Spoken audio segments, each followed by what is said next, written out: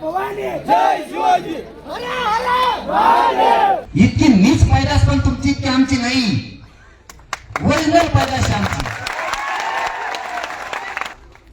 पुतळा कोणी हलू शकत नाही. आम्ही एक हलवा तुम्ही आता तुमचे बी पुतळे आहेत ना राज्यात, मग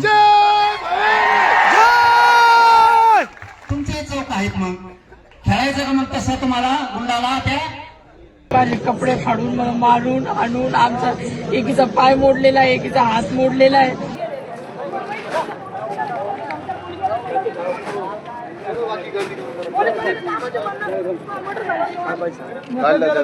सरपंच हो आता तोंडावर नको लावा. चला चला.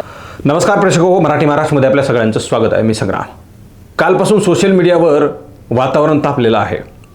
आज पुन्हा आणखी तीव्रता या घटनेमुळे झाली. ती घटना म्हणजे बुलढाणा जिल्ह्याच्या लोणार तालुक्यातील चिखला गावामध्ये घडलेली घटना. बिबी पोलीस स्टेशन अंतर्गत येणारं हे चिखला गाव आणि या गावामध्ये ग्रामपंचायतीच्या परिसरामध्ये गावाच्या सार्वजनिक ठिकाणी छत्रपती शिवाजी महाराजांचा पुतळा त्या ठिकाणी बसवलेला आहे आणि तो पुतळा हटवावा अशा प्रकारची मागणी करणारा एक गट पुढे आला. त्याच्यानंतर दुसरा गट पुढे आला आणि हा पुतळा इथेच राहील, हटवला तर भलतं काहीतरी होईल, आम्ही मागे हटणार नाहीत किंवा मग आमचा जीव गेला तरी चालेल, मात्र पुतळा हटवू देणार नाही असं म्हणणारी एक मुलगी त्या ठिकाणी आली. शाब्दिक बाचाबाचीचं रूपांतर हाणामारीमध्ये झालं आणि तो व्हिडिओ कुणीतरी चित्रित केला आणि सोशल मीडियावर अपलोड केल्यानंतर प्रचंड व्हायरल झाल्यानंतर वातावरण तणावाचं निर्माण झालं. पोलीस प्रशासन त्या ठिकाणी होतंच, मात्र पोलीस प्रशासनाकडून हा प्रकार जो आहे तो आटोक्यात आणण्याचा प्रयत्न केला जात होता. मात्र मॉब जमल्यामुळं, फार मोठी गर्दी झाल्यामुळं, मोठे गट आमने सामने आल्यामुळं हे वातावरण चिघळलं. ते आतापर्यंत तापत आहे. मूळ मुद्दा असा आहे की छत्रपती शिवाजी महाराजांचा पुतळा त्या ठिकाणी बसवला. तो ठिकाण, तो परिसर जो आहे तो ग्रामपंचायतीचा आहे, सार्वजनिक ठिकाण आहे आणि त्या ठिकाणी पुतळा तो बसवलेला आहे. छत्रपती शिवाजी महाराजांचा पुतळा बसवला, आता तो हटवायचा आहे. त्याचं कारण असं सांगितलं जातं आहे, सार्वजनिक ठिकाण आहे, या ठिकाणी सांस्कृतिक काही धार्मिक कार्यक्रम होत असतात, लग्न होत असतात आणि त्या कार्यक्रमाला जागा हवी असते आणि तो पुतळा या परिसरातून थोडंसं बाजूला कुठेतरी एका बाजूला सरकवावा अशा प्रकारचा मागणी करणारा एक गट पुढे आला. मात्र पुतळा जर पाहिला तर तो एका बाजूलाच आहे. पुतळ्याच्या समोर सगळं प्रांगण जे आहे ते पूर्णपणे रिकामं असतं. पुतळा त्या ठिकाणी बसवणं हे काही गैर नाही किंवा मग चुकीच्या ठिकाणी पुतळा तो बसवला आहे असं अजिबात म्हणता येणार नाही. मात्र पुतळा बसवत असताना पूर्व परवानगी घेणं गरजेचं होतं, ती घेतलेली नाही आणि म्हणून तो पुतळा हटवावा अशी मागणी करणारा गट आला. व्हिडिओमध्ये जर तुम्ही पाहिलं तर पुतळा बसवलेला आहे, त्या ठिकाणी पुतळा असल्यामुळं काही अडचण निर्माण होणार नाही असं दिसतं. मात्र जाणीवपूर्वक हा सगळा प्रकार केला आहे का हे सुद्धा आता प्रश्नचिन्ह निर्माण होत आहेत आणि कुठेतरी जातीय तेढ निर्माण या घटनेमुळे झालेली आहे. निश्चितच दुर्दैवानं म्हणा, दोन जातीय गट आमने सामने आले.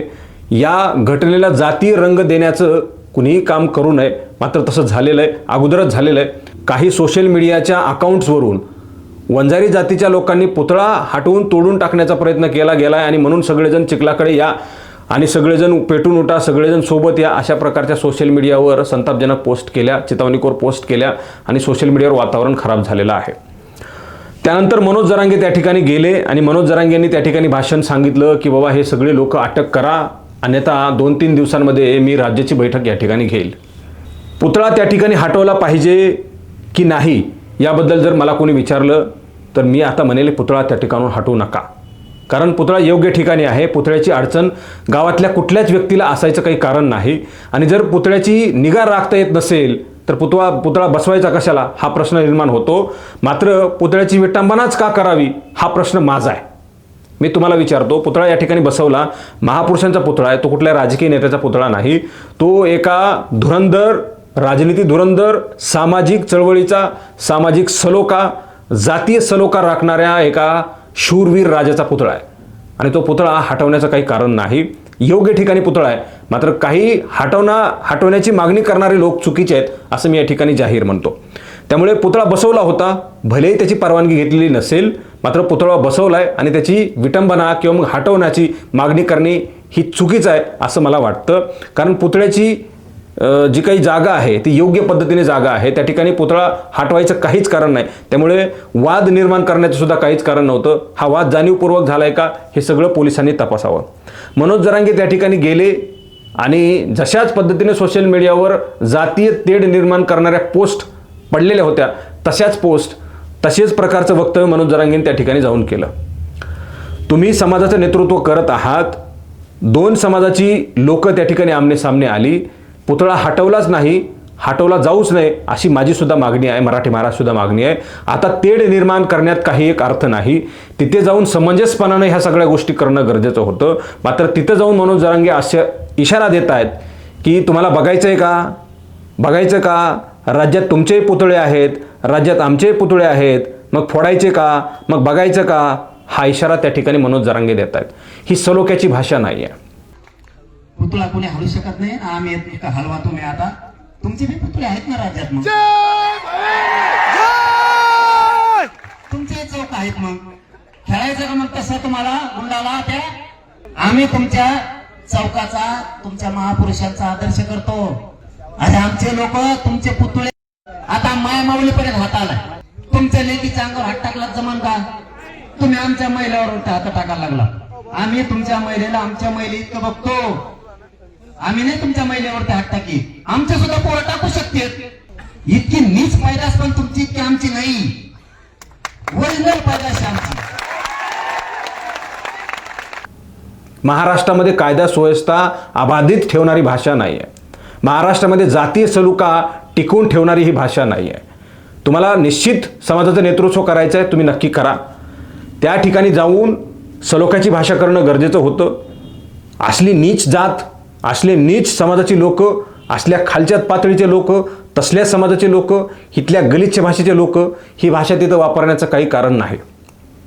त्या ठिकाणी जा, पुतळा हटवू नका अशा प्रकारची विनंती करा.